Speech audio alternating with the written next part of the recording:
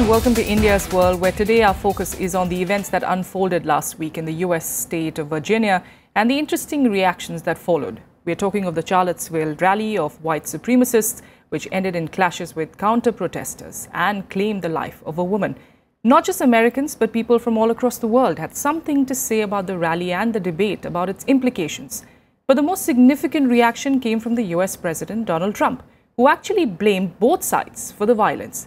Security has since been tight, life goes on at a cautious pace, and a quiet anxiety has gripped the residents, including the Indian American community. To help us understand the developments, we have in studio this week an esteemed panel. We have Mr. Salman Haidar, former Foreign Secretary, with us. We have Mrs. Meera Shankar, former ambassador to the US, and Professor Christopher S. Raj from the Center for American Studies at JNU joining us. Thank you so much for joining me on India's World.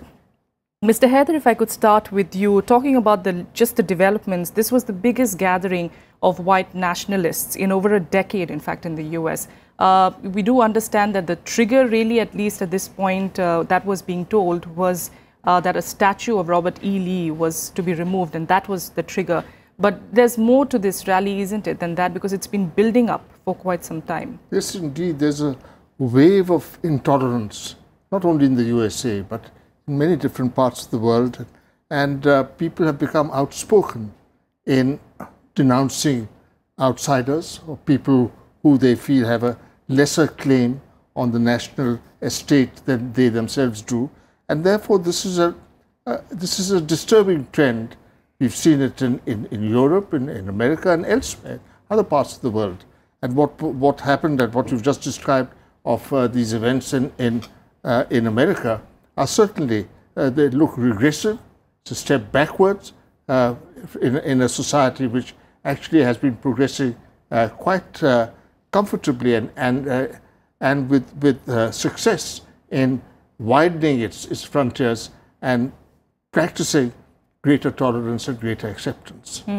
Absolutely. Ma'am, you know, like he just pointed out, this wave of intolerance that we're seeing all across the world, of course, but just particularly, you know, in the US, because it's the world's oldest democracy, it's being called, you know, it has been for many, many decades now being called the leader of the free world. And when you have incidents like this that take place, and it seems to be rising more and more so, especially in the past few years, you know, what does it imply? And, you know, what kind of challenges do you see then the US facing?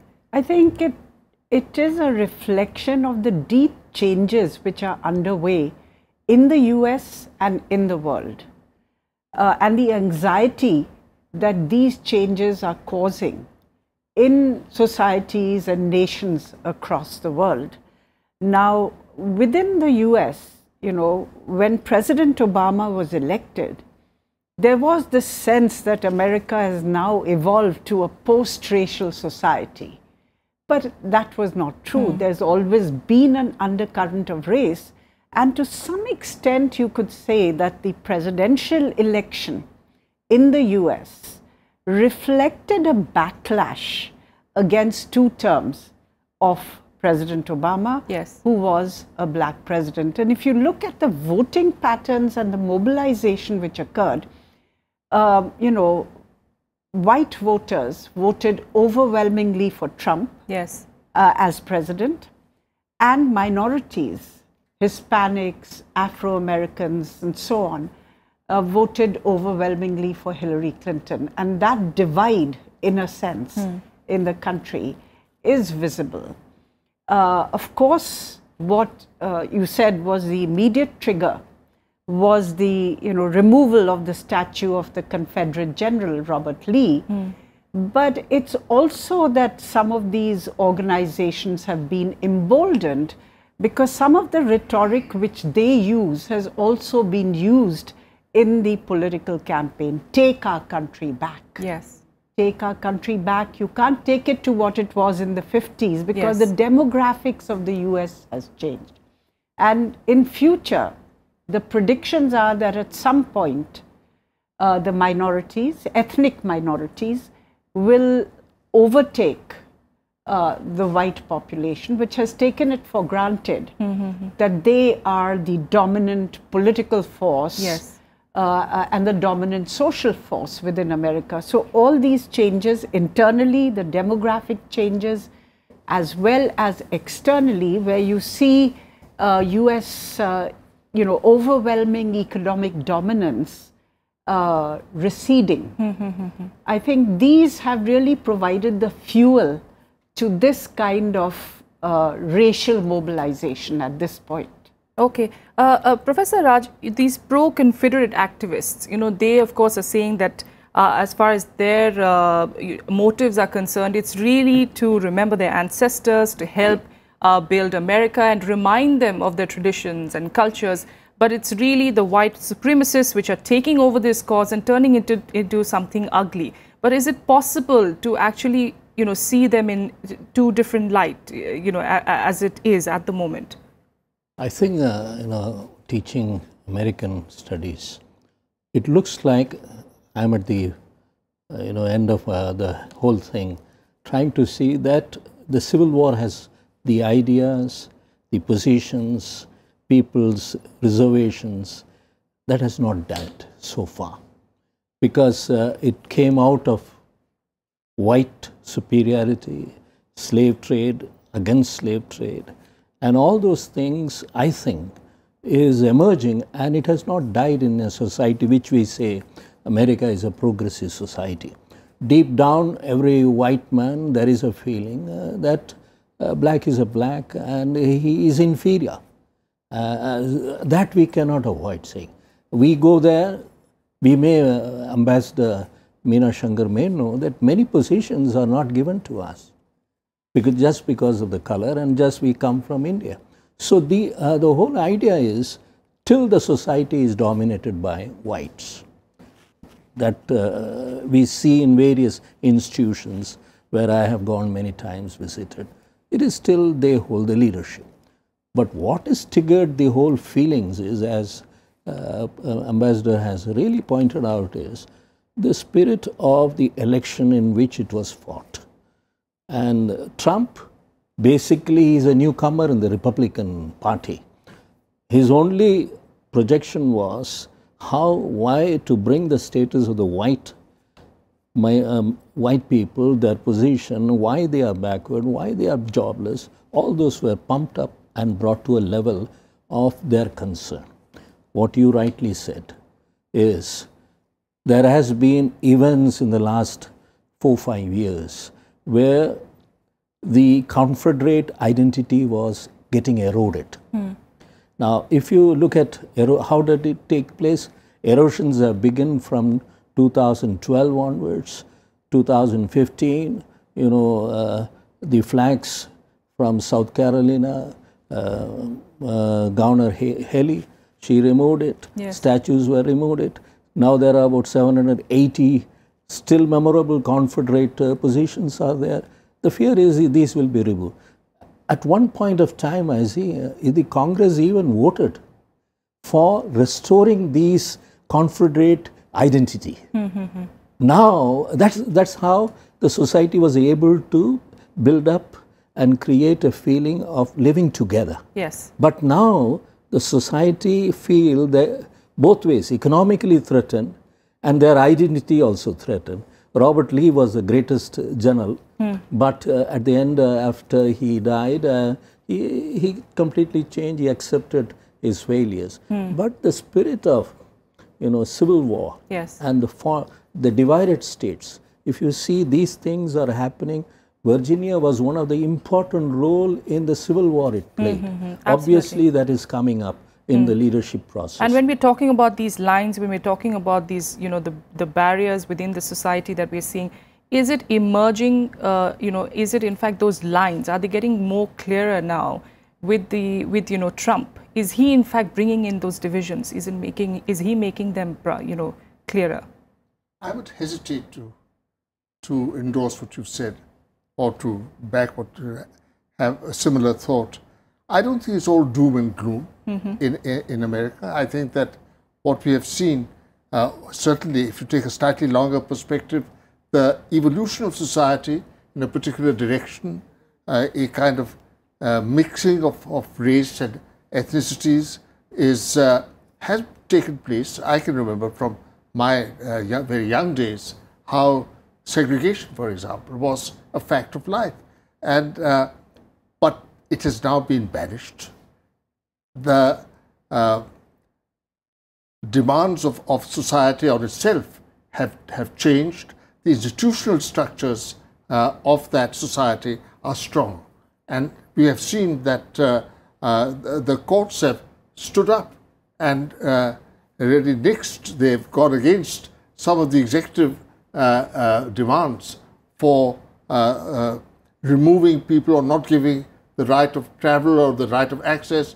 These are matters which are not to be taken for granted. All right. These are matters of decision and sentiment within the larger society. So I think that one should take a balanced view and not think that the naysayers and those who have regressive views have the better of the argument. Okay. All right. We'll continue this discussion. We'll take a quick break and be back and also look at how the Indian American community is viewing these developments in a bit. Stay with us.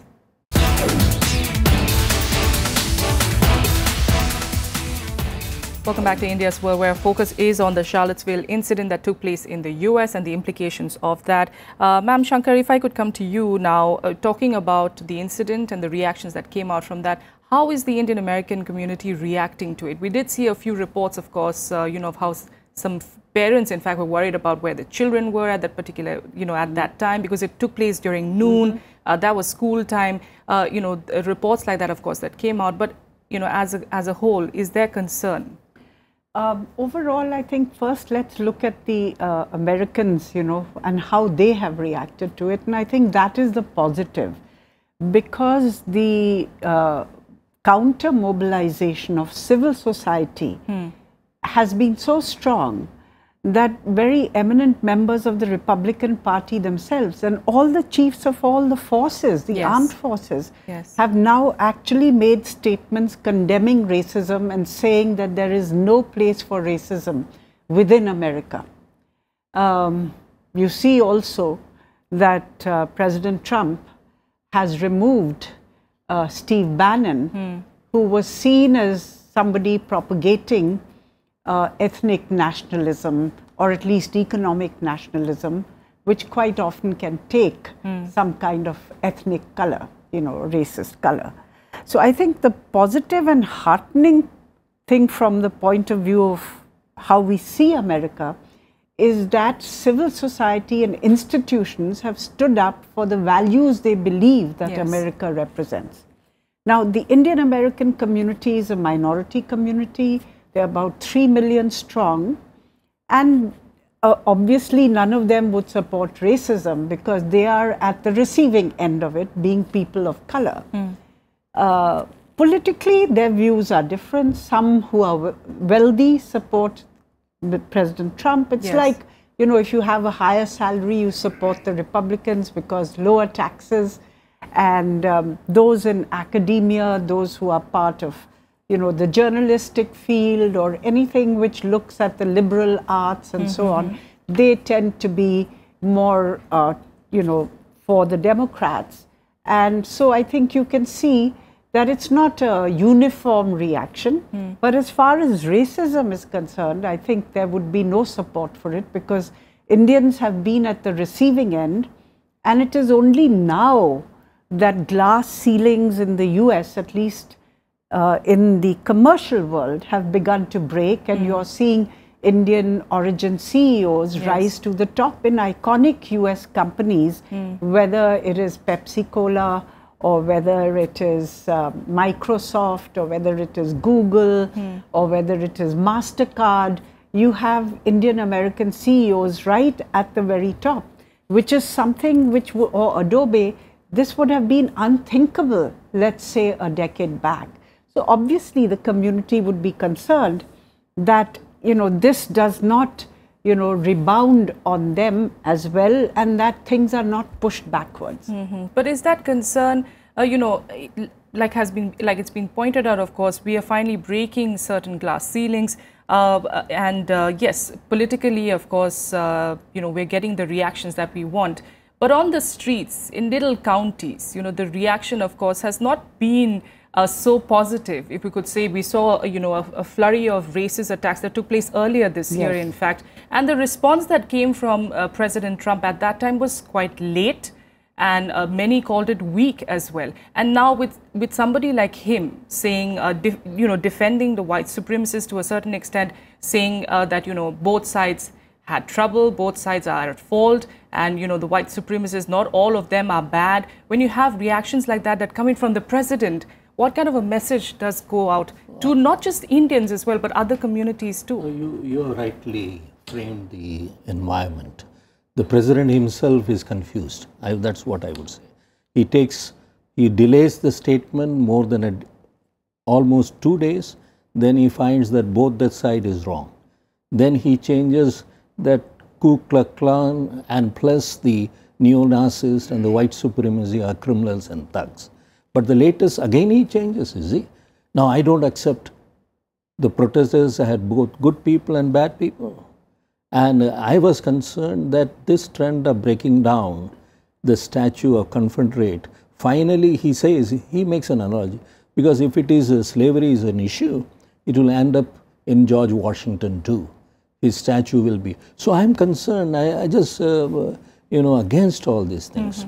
So the president, I think, has not clearly come out on the issue of ethnic, issues. He has been promoting ethnic issues of superiority of the whites, and that remains. Now, the coming directly to your question, where are the Indians? One analogy Ambassador Meera Shankar has given, that positions the Indians are moving up, and having moved up, could they retain it? You see, the trend is Trump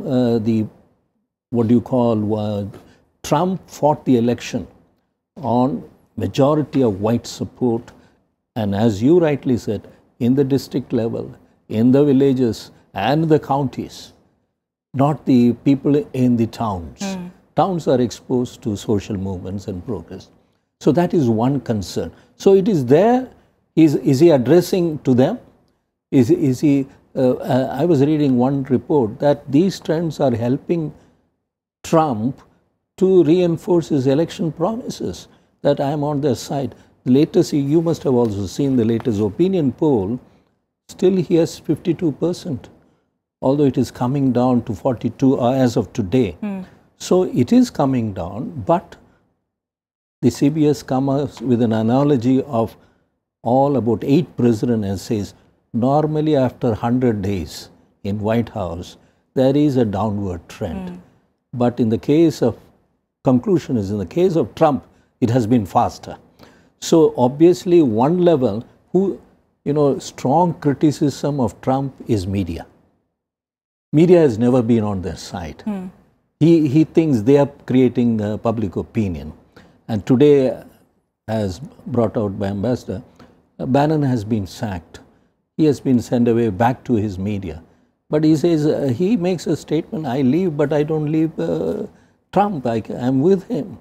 So whether he is inside or outside, he is the chief strategist, he was the CEO of the campaigns. Obviously, anybody in power would be consulting how to move forward.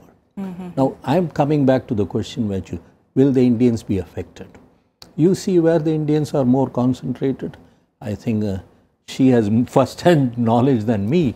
I have gone, visited and come, but she had been there. You have more in California, New York, and then you have Texas and Middle America. Now, which is the area this is coming up? The Texas area, southern Georgia, North California, these are the areas where things are white supremacy aspect.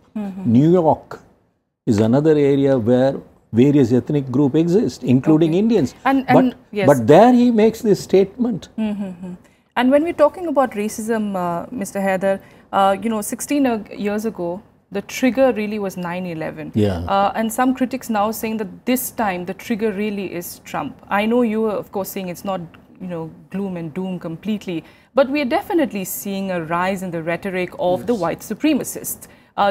At least that, do you think that is something that... There's no doubt about it, that the spirit of tolerance, of inclusiveness is in retreat, or has been, I don't know, in retreat, maybe that's overstating, certainly under pressure, that the election campaign brought up new issues. And the President Trump's triumph had a great deal to do with this deliberate fostering of a less accepting spirit within society, and some aftershocks or certain consequences of that campaign are to be seen today itself. I mean, as been pointed out by people who know much more than I do about this situation, that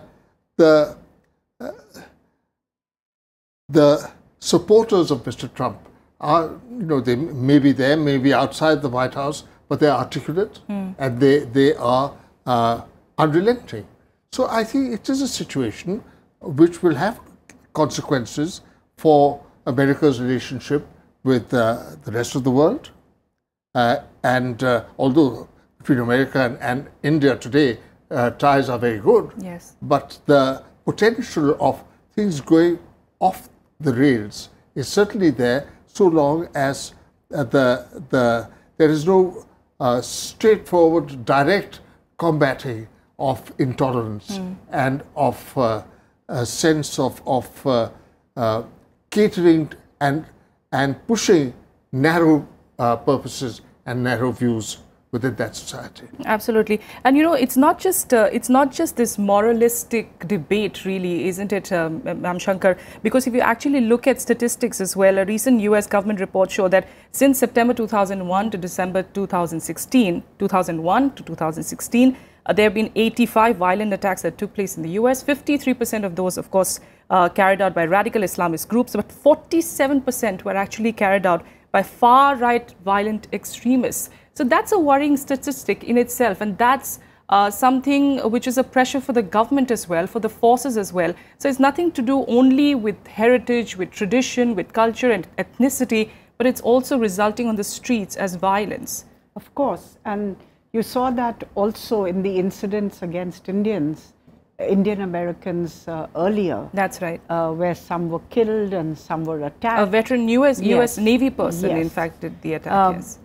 And the difference, I think, really is that you have coastal America, both on the East Coast and West Coast, which is far more accepting of diversity because they are outward looking, they look out to the globe. And then you have Middle America, where the impact of the economic downturn, the collapse of manufacturing in the US has been felt the strongest.